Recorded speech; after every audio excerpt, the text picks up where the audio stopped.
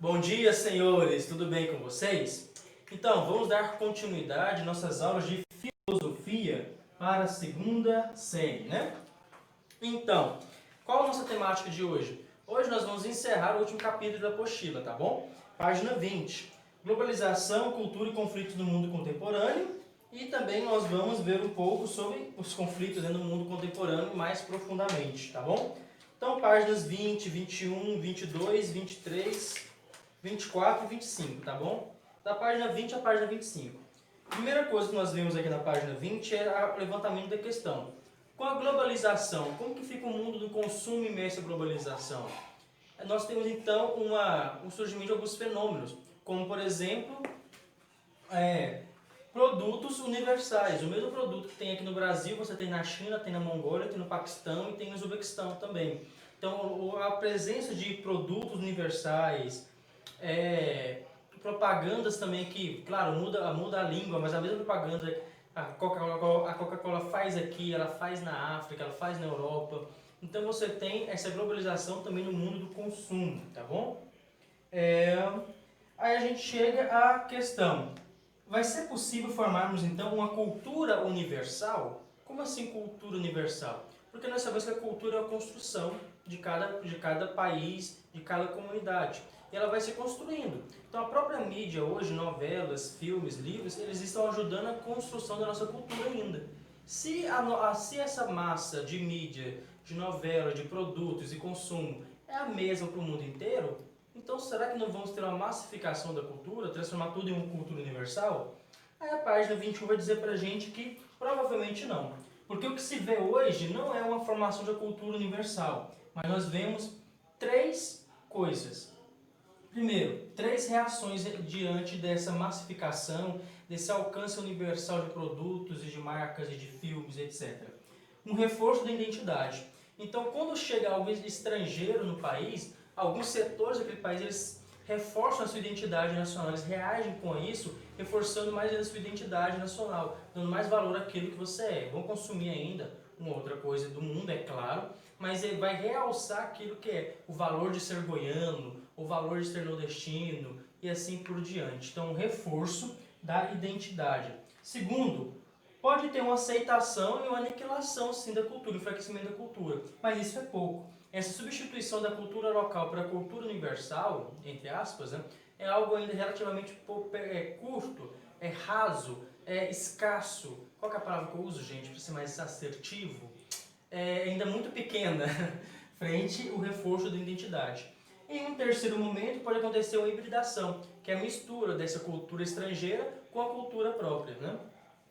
Lá na página 21, acompanhe comigo o segundo parágrafo.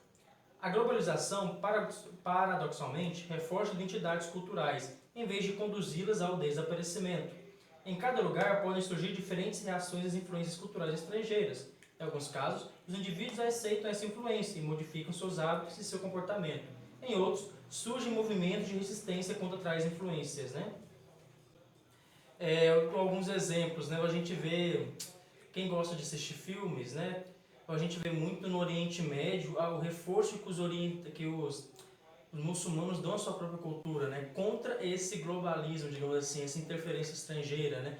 Alguns judeus também ortodoxos que deixam a barba bem grande, deixam o cabelo, usam ainda suas roupas tradicionais, reforçando a sua própria cultura. Os exemplos são vários, né? Aqui no Brasil, tem um cara do Instagram, eu não sei o nome dele, gente, acho que é Wagner alguma coisa, que ele vive fazendo vídeos engraçados no Instagram, né? Minha mãe tá rindo, gente. Minha mãe agora é minha câmera, ela é minha auxiliar. Então, porque isso reforça a identidade de ser goiano. Ele tá nos Estados Unidos, ele tá usando o Instagram, ele tá inserido nesse meio, mas mesmo assim ele está reforçando a identidade de ser goiano. Usa um chapéu, uma camisa xadrez vermelha ridícula, né? Muito feia, mas é um reforço da identidade goiana que ele está fazendo, frente a essa cultura universal, tá bom? Aqui vocês vão ver um pouco sobre a hibridação, que você pega coisas mundiais, coisas de outras culturas como o pop, o rock, e mistura com coisas nacionais, foi o que esse grupo aqui fez. Isso que é hibridação, misturar a sua cultura com algo vindo de fora, tá bom? Vocês leem isso aqui, depois vai estar falando sobre isso, e façam essa questão aqui, tá? Na página 21, no finalzinho da página. Página 22, lá no comecinho, né? Algumas coisas que podem acontecer também referente a essa globalização, esse contato com culturas diferentes. Primeiro, é você começar a entender melhor culturas diferentes, pessoas diferentes, aceitar ser mais tolerante, é um caminho. E o segundo é a rejeição radical de tudo aquilo que é diferente, tudo aquilo que é estrangeiro. Aí você tem a xenofobia.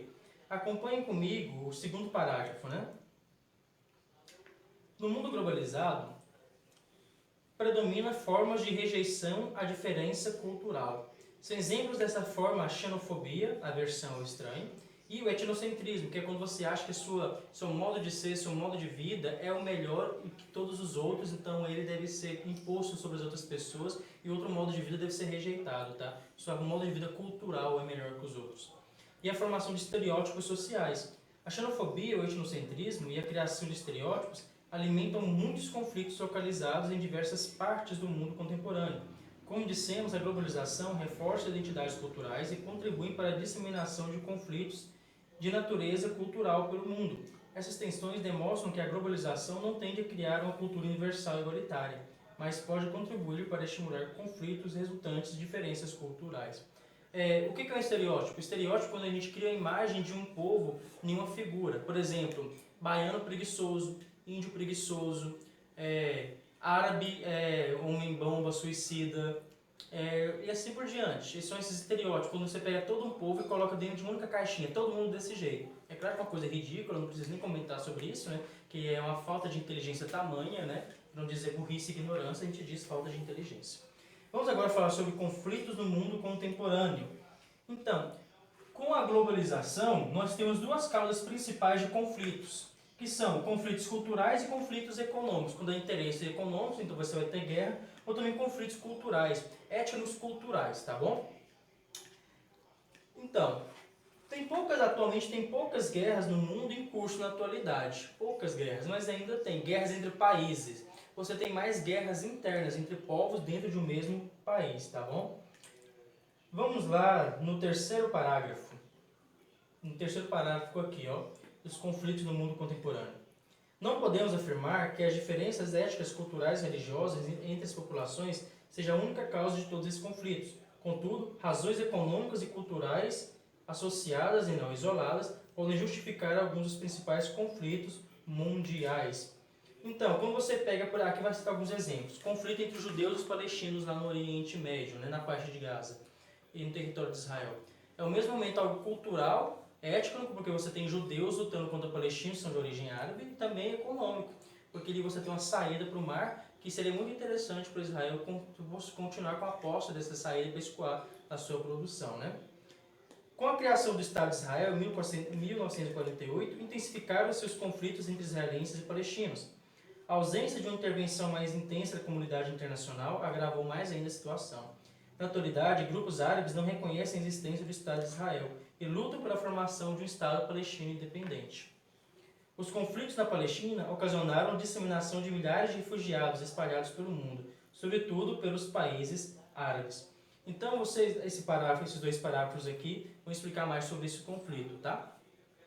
Vamos lá, minha mãe já falou que já está dando 10 minutos, meu Deus do céu, não deu não. Lá na página 23, aqui em cima vai estar falando sobre o conflito dos Estados Unidos e do Iraque, né? Os Estados Unidos vai falar que ele interviu no Iraque porque lá estava acontecendo abusos contra os direitos humanos. Mas é claro que é uma mentira deslavada, ele tinha interesse no petróleo que estava lá, né?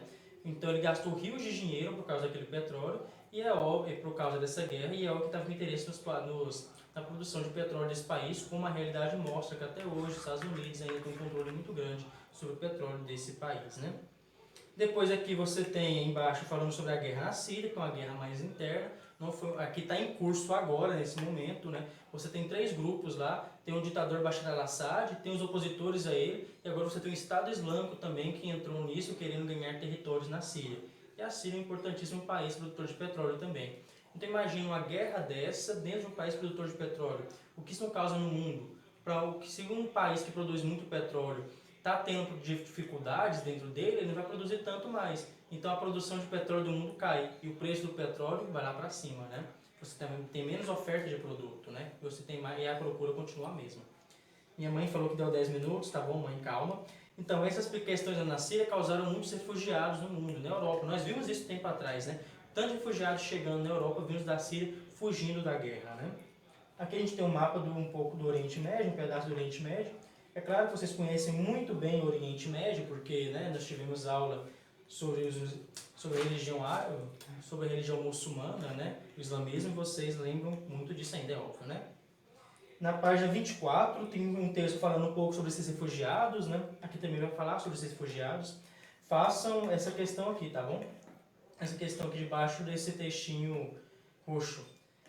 Aqui você vai estar falando sobre as brigas que acontecem na África. Lá tem muita briga por causa de grupos étnicos. Você tem várias tribos diferentes que moram no mesmo país. Porque quando os europeus eles dividiram a África, dividiram os países, eles não repararam que eu vou colocar dentro do mesmo país tribos diferentes, tribos rivais. Não, dividiram do bel prazer deles. Então hoje na África, no mesmo país, você tem tribos rivais de longa data, né?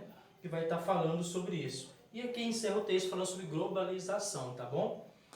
O que vocês vão fazer de atividade nessa aula?